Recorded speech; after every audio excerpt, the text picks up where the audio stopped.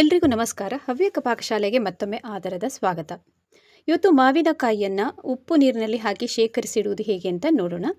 ಸೀಸನಲ್ಲಿ ಸಿಗುವಂತಹ ಯಾವುದೇ ಜಾತಿಯಾದಂತಹ ಮಾವಿನಕಾಯಿಯನ್ನು ಇದಕ್ಕೆ ಉಪ್ಪು ನೀರಿನಲ್ಲಿ ಹಾಕಿ ಶೇಖರಿಸಿ ಇಡ್ಬೋದು. ಇಲ್ಲಿ ನಾನು ನಮ್ಮ ಹಿತ್ತಲಲ್ಲಿ ಬೆಳೆದಿರುವಂತಹ ಮಾವಿನಕಾಯಿ ಇದನ್ನು ಚೆನ್ನಾಗಿ ತೊಳ್ಕೊಂಡಿದ್ದೀನಿ. ತೊಳೆದಾದ ನಂತರ ಈ ಥರ ಬಟ್ಟೆಯಿಂದ ಬರೆಸ್ಕೊಳ್ಬೇಕು. ಒಂದು ಒಣ ಕಾಟನ್ ಬಟ್ಟೆಯನ್ನು ತಗೊಂಡು ಅದನ್ನು ಚೆನ್ನಾಗಿ ಬರೆಸ್ಕೊಂಡಾದ ನಂತರ ಮತ್ತೆ ನಾವು ನೆಕ್ಸ್ಟ್ ಪ್ರೊಸೆಸ್ಸಿಗೆ ಹೋಗೋಣ. ಯಾರೋ ಒಬ್ಬರು ಹೇಳಿದರು, ಈ ಥರ ಮಾವಿನಕಾಯಲ್ಲಿ ನೋಡಿ ಎಷ್ಟು ಕಲೆಗಳಿವೆ, ಅವೆಲ್ಲವನ್ನು ನೀಟಾಗಿ ಒರೆಸ್ಕೊಳ್ಳಿ ಅಂತ. ಅದು ಮಾವಿನಕಾಯಿಯ ಬೆಳೀತಾ ಬಂದ ಹಾಗೆಯೇ ಮರದಲ್ಲೇ ಬಿಡುವಂತಹ ಅದು ಕಲೆ ಅಂತ ಅನಿಸುತ್ತೆ. ಎಷ್ಟು ಒರೆಸಿದ್ರೂ ಅದು ಹೋಗೋದೇ ಇಲ್ಲ. ನಾನು ನೋಡಿದ್ದೀನಿ, ತುಂಬ ಟ್ರೈ ಮಾಡಿದ್ದೀನಿ. ಬಟ್ ಈಗಾಗಲೇ ನೋಡಿ ಎಷ್ಟು ಕೊಡುತ್ತೋ ಅಷ್ಟನ್ನು ಕ್ಲೀನ್ ಮಾಡ್ಕೊಂಡಿದ್ದೀನಿ ಆಲ್ರೆಡಿ. ಎಲ್ಲ ಮಾವಿನಕಾಯಿನೂ ಕೂಡ ಒಣಬಟ್ಟೆಯಲ್ಲಿ ಬರೆಸ್ಕೊಂಡಿದ್ದಾಯಿತು. ಇನ್ನು ಇಡ್ಲಿ ತಟ್ಟೆಯಲ್ಲಿ ಇಟ್ಟು ಇದನ್ನು 10 ನಿಮಿಷಗಳ ಕಾಲ ಬೇಯಿಸಬೇಕಾಗತ್ತೆ. ಹೊರಗಡೆ ಸಿಪ್ಪೆ ಎಲ್ಲ ಇದೆಯಲ್ಲ, ಅದು ಕಲರ್ ಚೇಂಜ್ ಆಗಬೇಕು. ಗ್ರೀನ್ ಕಲರ್ಲಿ ಇರುವಂಥದ್ದು ಅದು ಯೆಲ್ಲೋ ಕಲರಿಗೆ ಟರ್ನ್ ಆಗಬೇಕು. ಅಲ್ಲಿ ತನಕ ಬೇಯಿಸಿದರೆ ಸಾಕು. ತುಂಬ ನಾವು ಇದನ್ನು ಬೇಯಿಸಿ ತುಂಬ ಮೆತ್ತಗೆ ಮಾಡ್ತು ಅಂತಂದರೆ ವರ್ಷಾನುಗಟ್ಟಲೆ ಇಟ್ಟರೆ ಇದು ಕರಗಿದಂಗೆ ಆಗುತ್ತೆ. ಅಂದರೆ ತುಂಬ ಸಾಫ್ಟಾಗಿ ಕರಗಿ ಹೋಗುತ್ತೆ. ಅದಕ್ಕೋಸ್ಕರ ಹದ ಇದು ಸಿಪ್ಪೆ ಎಲ್ಲ ಸ್ವಲ್ಪ ಕಲರ್ ಚೇಂಜ್ ಆಗೋ ತನಕ ಇದನ್ನು ಸ್ಟೀಮರಲ್ಲಿ ಇಟ್ಟು ಹಬೆಯಲ್ಲಿ ಬೇಯಿಸಿದರೆ ಆಯಿತು. ಅಥವಾ ಇನ್ನೊಂದು ವಿಧಾನದಲ್ಲಿ ಮಾಡ್ತಾರೆ, ಡೈರೆಕ್ಟಾಗಿ ನೀರಲ್ಲಿ ಹಾಕಿಬಿಟ್ಟು ಹಾಗೂ ಕೂಡ ಬೇಯಿಸ್ತಾರೆ. ಬಟ್ ಆ ವಿಧಾನದಲ್ಲಿ ಮಾಡೋದಕ್ಕಿಂತ ಇದು ತುಂಬಾ ಒಳ್ಳೆಯದಾಗುತ್ತೆ. ಈ ಥರ ಮಾಡಿ ನೋಡಿ ನೀವು, ತುಂಬಾ ಚೆನ್ನಾಗಿ ಮಾವಿನಕಾಯಿಗಳು ಕೂಡ ಉಳಿಯುತ್ತೆ.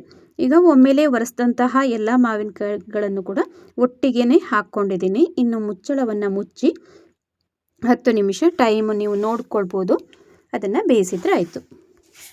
ಈಗ ಅದರ ಜೊತೆಗೆ ನಾವು ಉಪ್ಪು ನೀರನ್ನು ಕೂಡ ಮಾಡ್ಕೊಳ್ಳೋದಕ್ಕೆ ಇಲ್ಲಿ ಇಟ್ಕೊಳ್ಬೇಕಾಗುತ್ತೆ. ಅದಕ್ಕಾಗಿ ಇನ್ನೊಂದು ಪಾತ್ರೆಯನ್ನು ತಗೊಂಡಿದ್ದೀನಿ. ಇನ್ನೊಂದು ಸ್ಟೀಲ್ ಪಾತ್ರೆಯನ್ನು ತಗೊಂಡು ಅದಕ್ಕೆ 3 ಲೀಟರ್ ಆಗುವಷ್ಟು ನೀರನ್ನು ಹಾಕ್ಕೊಂಡಿದ್ದೀನಿ. ನೀವು ಮಾವಿನಕಾಯಿಯ ಪ್ರಮಾಣವನ್ನು ನೋಡಿಕೊಂಡು ನೀರನ್ನು ಪ್ರಮಾಣವನ್ನು ಕೂಡ ಹೆಚ್ಚು ಕಡಿಮೆ ಮಾಡ್ಕೊಳ್ಬೋದು. ನಾನಿಲ್ಲಿ 3 ಲೀಟರ್ ಆಗುವಷ್ಟು ನೀರನ್ನು ತಗೊಂಡಿದ್ದೀನಿ. ಅದಕ್ಕೆ ಸರಿಯಾಗಿ ಹೊಂದುವಂತೆ 2.5 ಕಪ್ ಆಗುವಷ್ಟು ಉಪ್ಪನ್ನು ಕೂಡ ಹಾಕ್ಕೊಂಡಿದ್ದೀನಿ. ಅದು 250 ml ಕಪ್ಪು. ನೀವು 1 ಲೀಟರ್ ಆಗುವಷ್ಟು ನೀರಿಗೆ ಈಗ 250 ml ಕಪ್ಪಿನಲ್ಲಿ ಸರಿಯಾಗಿ ಉಪ್ಪನ್ನು ಕೂಡ ಹಾಕಿದರೆ ಸಾಕಾಗುತ್ತೆ. ಅಥವಾ ಸ್ವಲ್ಪ ಹೆಚ್ಚು ಕಡಿಮೆ ಆದ್ರೂ ಏನೂ ಅಡ್ಡಿ ಇಲ್ಲ. ಇನ್ನಿದು ಸರಿಯಾಗಿ ಒಂದು ಕುದಿ ಬಂದು ಸರಿಯಾಗಿ ಕರಗಬೇಕು, ಅಲ್ಲಿ ತನಕ ಇದನ್ನು ಉಪ್ಪು ನೀರನ್ನು ಮಾಡ್ಕೊಳ್ಬೇಕಾಗತ್ತೆ.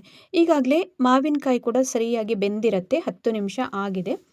ಹೊರಗಿನ ಸಿಪ್ಪೆ ನೋಡಿ ಕಲರ್ ಕೂಡ ಚೇಂಜ್ ಆಗಿದೆ. ಆಮೇಲೆ ಸ್ವಲ್ಪ ಸಾಫ್ಟ್ನೆಸ್ ಬಂದಿದೆ. ತುಂಬ ಆಗಲೇ ನಾನು ಹೇಳಿದಂತೆ ಸಾಫ್ಟಾಗಿ ಬೇಯಿಸ್ಕೊಳ್ಬಾರ್ದು. 10 ನಿಮಿಷ ಟೋಟಲಾಗಿ 10 ನಿಮಿಷ ಬೆಂದರೆ ಸಾಕಾಗುತ್ತೆ.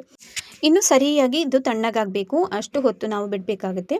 ಪ್ರತಿ ಬಾರಿ ಏನಾಗುತ್ತೆ ಅಂತಂದರೆ ಉಪ್ಪು ನೀರಲ್ಲೆಲ್ಲ ಹಾಕಬೇಕಾದ್ರೆ ಮಾವಿನಕಾಯಿ ಎಲ್ಲ ಸರಿಯಾಗಿ ತಣ್ಣಗಾಗಿರಲ್ಲ. ಬಿಸಿಯಾಗಿರುವಾಗಲೇ ನಾವು ಈ ಥರ ಪ್ರೊಸೆಸನ್ನು ಮಾಡಿದ್ರೆ ಮಾವಿನಕಾಯಿ ಹೆಚ್ಚು ಸಮಯ ಬಾಳ್ವಿಕೆ ಬರಲ್ಲ. ಅದಕ್ಕಾಗಿ ಎರಡೂ ಕೂಡ ಹಾಗೆಯೇ, ಈಗ ಮಾವಿನಕಾಯಿ ಆಗಿರ್ಬೋದು, ಉಪ್ಪು ನೀರಾಗಿರ್ಬೋದು, ಎರಡೂ ಸರಿಯಾಗಿ ತಣ್ಣಗಾಗಬೇಕು. ಈಗಾಗಲೇ ಉಪ್ಪು ನೀರು ಕೂಡ ಸರಿಯಾಗಿ ಕುದ್ದಿದೆ. ಒಂದು ಕುದಿ ಬಂದ ಮೇಲೆ ಇದನ್ನು ಫ್ಲೇಮನ್ನು ಆಫ್ ಮಾಡಿಕೊಂಡು ತಣ್ಣಗಾಗೋದಕ್ಕೆ ಬಿಡಬೇಕು.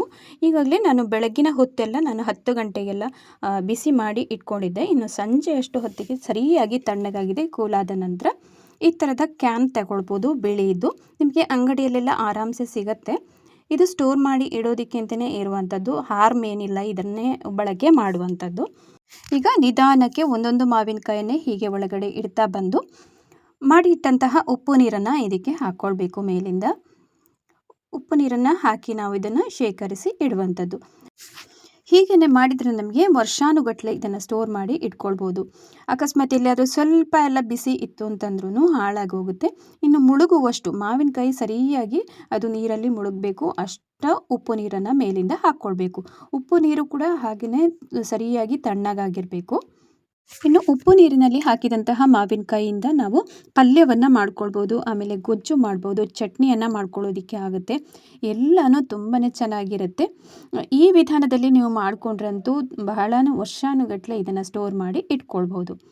ಈಗ ಒಳಗಡೆಯ ಒಂದು ಮುಚ್ಚಳವನ್ನು ಕೂಡ ಒಳಗಡೆಯಿಂದ ಹಾಕ್ಕೊಂಡಿದ್ದೀನಿ, ಮತ್ತು ಮೇಲ್ಗಡೆ ಇದನ್ನು ಕೂಡ ಹಾಕ್ಕೊಂಡು ಈಗ ಸ್ಟೋರ್ ಮಾಡಿ ಇಟ್ಟಿದ್ದೀನಿ.